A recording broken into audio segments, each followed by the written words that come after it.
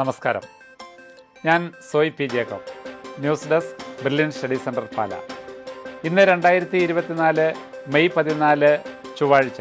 ഇന്നത്തെ പ്രധാന 10 പത്രങ്ങളും പരിശോധിച്ച് അവയിലെ വിദ്യാഭ്യാസ വാർത്തകൾ ചേർത്ത് വെച്ച് നിങ്ങളുമായിട്ട് പങ്കുവയ്ക്കുകയാണ് വേഗത്തിലും ചുരുക്കത്തിലും. ഇന്നത്തെ പ്രധാന തലക്കെട്ടുകൾ: CUET UG admit card download ചെയ്യാം.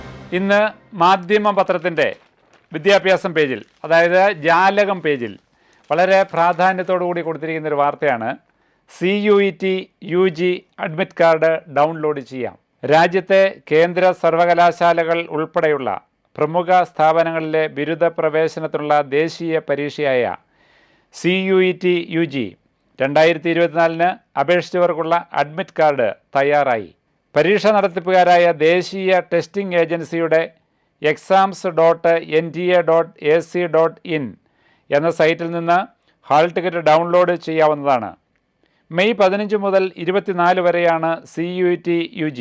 വിദേശത്തെ 26 ഉൾപ്പെടെയുള്ള 380 നഗരങ്ങളിലായി കമ്പ്യൂട്ടർ അധിഷ്ഠിതമായും പേനയും കടലാസും ഉപയോഗിച്ചും നടത്തുന്ന പരീക്ഷയ്ക്ക് 13.48 ലക്ഷം വിദ്യാർത്ഥികളാണ് ഇത്തവണ അപേക്ഷിച്ചിട്ടുള്ളത്.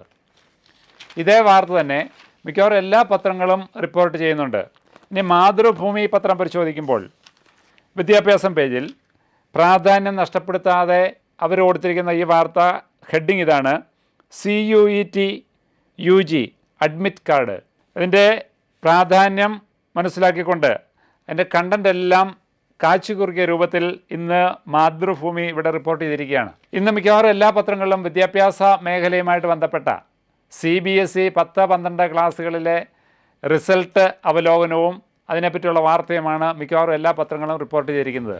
അതുകൊണ്ട് നമുക്കുള്ള വാർത്തകൾ ഇന്ന് ഈ വാർത്തയോടെ പൂർണ്ണമാവുകയാണ്. വീണ്ടും കാണാം. നന്ദി, നമസ്കാരം.